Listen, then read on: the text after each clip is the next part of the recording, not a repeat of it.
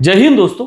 Delhi high court के जज justice Yashwant Verma के घर में लगी आग और उसमें मिले नोटों के भंडार को आज 11 दिन पूरे हो चुके हैं, पर अभी तक न तो उनके ऊपर कोई एफआईआर दर्ज हुई है, न ही पुलिस वहां जांच करने के लिए पहुंची, न ही उनके ऊपर कोई क्रिमिनल प्रोसीडिंग की शुरुआत हुई। बात हो रही है तो सिर्फ उनके इलाहाबाद ट्रांसफर को लेकर।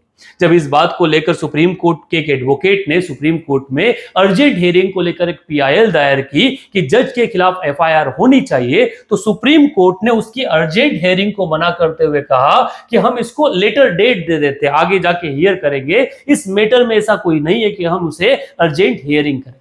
ये पीआईएल फाइल की गई एक जज जिनका एक एडवोकेट जिनका नाम है मैथ्यूज नेदमपुरा। इन्होंने एफआईआर में कहा, एफआईआर में इनके रिस्पांस में सुप्रीम कोर्ट के जज ने कहा that your matter has been listed. Chief justice ने कहा कि जो रजिस्ट्री है उससे पता चल जाएगा कि आपको कौन सी दिनांक जो है वो मिली। साथ ही साथ सुप्रीम कोर्ट के चीफ जस्टिस ने उन्हें डायरेक्ट किया कि इस मैटर को लेकर आप पब्लिक में कोई भी स्टेटमेंट नहीं देंगे। ये बात तब है जब जज के खिलाफ करप्शन की बात की जाएगी। ऐसे ही एक मैटर में एक और पिटिशनर ने यह बात कही कि भैया अगर ऐसा ही अगर किसी बिजनेसमैन के यहाँ पैसा मिल जाता तो ईडी हो गया, सीबीआई हो गया, इनकम टैक्स के डिपार्टमेंट हो गए, ये उनके घर पहुंच जाते, उनकी जांच शुरू की जाती। तो क्या न्यायाधीश इस पूरी व्यवस्था से अलग है? क्या वो भारत के नागरिक की श्रेणी में नहीं आते? इससे जुड़ा एक केस 1991 में आया, जिस केस का नाम था K Veeraswami versus Union of India 1991, जिसके तहत एक रूलिंग दी गई जिसमें चीफ जस्टिस ने कहा कि किसी भी हाई कोर्ट के सिटिंग जज के खिलाफ कोई क्रिमिनल प्रोसीडिंग शुरू करने से पहले चीफ जस्टिस ऑफ इंडिया से मैंडेटरी अप्रूवल आपको लेना होगा, तभी जाके उनके खिलाफ कोई एफआईआर दर्ज की जाएगी, तभी जाके उनके खिलाफ कोई क्रिमिनल प्रोसीडिंग शुरू की जाएगी।